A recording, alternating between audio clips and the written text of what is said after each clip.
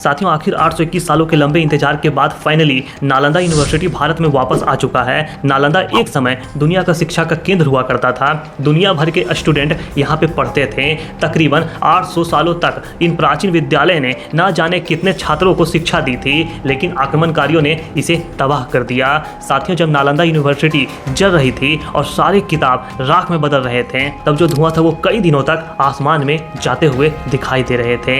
इसे देखकर मिनहाज ए सिराज जुजानी, जो कि एक पर्शियन हिस्टोरियन थे, उन्होंने कहा था कि जलती हुई किताबों को देखकर बहुत ज़्यादा पीड़ा हो रही थी, क्योंकि वो बस किताबों का जलना नहीं था बल्कि हजारों सालों के रिकॉर्ड्स का जलना था।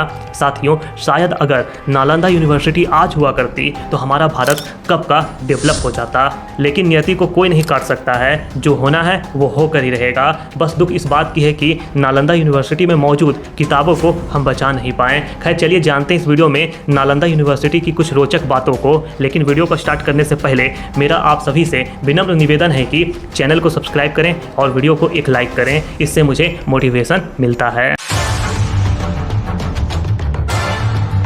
तो देखिए, कहा जाता है कि एक समय की बात है, भारत की भूमि पे एक ऐसा विश्वविद्यालय था जो अपनी ज्ञान और शिक्षा की अलौकिक रोशनी से दुनिया को रोशन किया करता था। इस महान विश्वविद्यालय का नाम था नालंदा।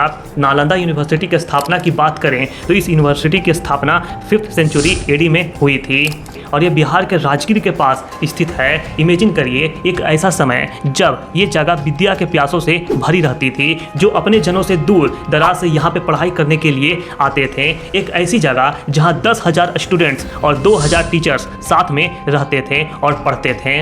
इसलिए तो नालंदा यूनिवर्सिटी दुनिया की पहली रेसिडेंशियल यूनिवर्सिटी थी। यहाँ पर हर कोई विद्या और ज्ञान की प्यास बुझाने आता था। साथियों, एक समय ऐसा भी था जब यहाँ के पुस्तकालय के दर्शन होते थे, जिसका नाम था धर्मकुंज, 3 भवन, रत्न सागर, रत्न निधि और रत्न रंजक। यहाँ पे लाखों बुक्स रखी रहती थी। ये पुस्तकें हर विषय पे थी, जो भी आप सोचो वो बुक्स पढ़ लो। इसलिए तो चाइना, कोरिया, जापान, तिब्बत और अन्य देशों से स्टूडेंट यहाँ पे आते थे।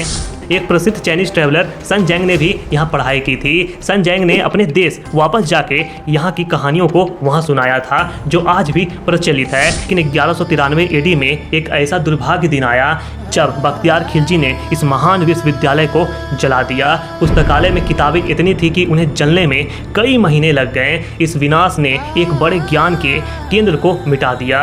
अगर आप गूगल पे जाकर सर्च करोगे ओल्डेस्ट यूनिवर्सिटी, तो आप देखोगे कि भारत का नालंदा यूनिवर्सिटी पूरे एशिया का सबसे ओल्डेस्ट यूनिवर्सिटी है और रहेगा। जय हो सनातन धर्म की।